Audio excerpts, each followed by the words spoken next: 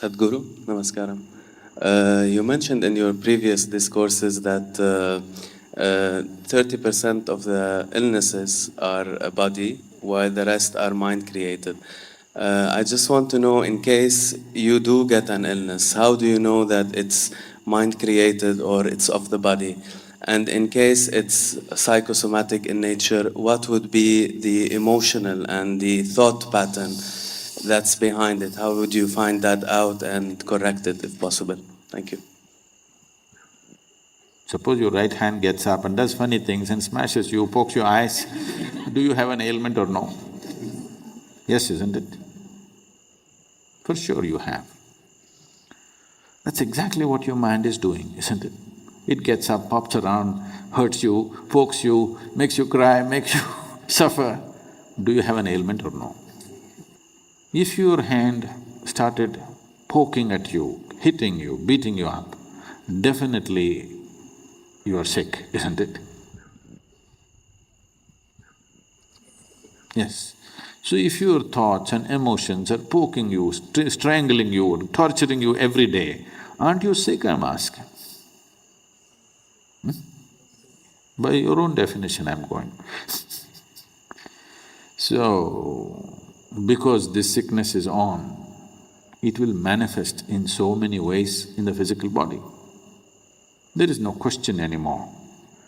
Every thought, every reverberation on the level of the mind, depending upon the type of reverberation you create, the whole chemistry is going through a change. It's all been measured. Right now you sit here and think about tigers, you have one kind of chemistry, chemical changes happen. You think about flowers, another kind of chemical change happens. All this has been measured. So for every thought, if the whole chemistry is going through thing, if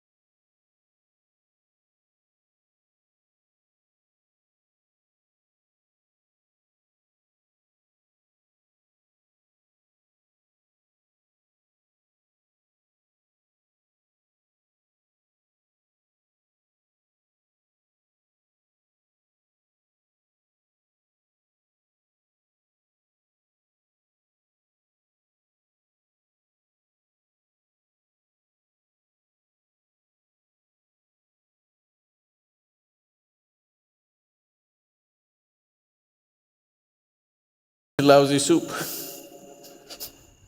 isn't it? Every day you have to add something to this to make it…